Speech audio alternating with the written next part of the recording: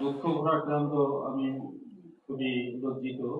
কারণ আমাদের এখানে যে সমস্ত অতিথিবর্গ আসার কথা তারা অবশ্য আসতে পারেনি, এবং আজকে শুক্রবার বিভিন্ন প্রোগ্রামে তারা চলে গেছে। হয়তো যদি কেউ আসে তার সন্ধ্যার পরেও আসতে পারে। কিন্তু একটা বিষয় হচ্ছে, আমি এখানে সম্মাননা দিয়েছিলাম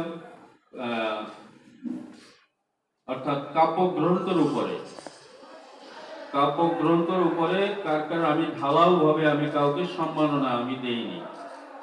যারা বই করেছেন, একক বই করেছেন বা যৌথ বই কাব্যগ্রন্থ করেছেন, তাদের সম্মাননা প্রদান করা হবে।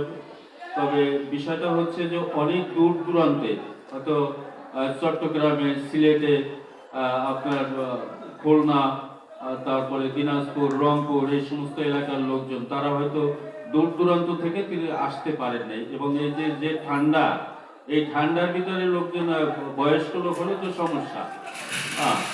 তো আমরাই তো এখন মানে বৃদ্ধর কাতারে পড়ে গেছি, বয়স্কদের কাতারে পড়ে গেছি। যাই হোক, তারপরে আমরা আছি ঢাকা শহরে, মোটামুটি আছি ইনশাল্লাহ ভালো। আল্লাহ ভরসা।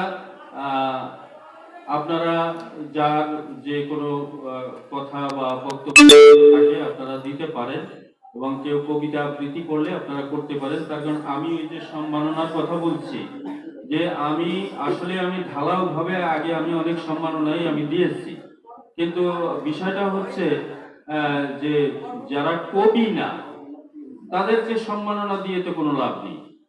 যেহেতু কবি যারা, আমি তাদেরকে মূল্যায়ন করি, এবং যারা কবি তারা অবশ্যই বই করবেন, এবং বইয়ের তার যে লেখাগুলো, সেই লেখাগুলো অবশ্যই বইয়ের ভিতরে থাকবে, এবং মৃত্যুর পরেও তার অন্তত পক্ষে তার যে আওলাদ বর্গ আছে ইনশাআল্লাহ তারা অবশ্যই দেখতে পারবে যে আমার বাবা, আমার দাদা, আমার নানা তিনি লিখেছিলেন, তার বইগুলো এখন পর্যন্ত সংরক্ষিত আছে।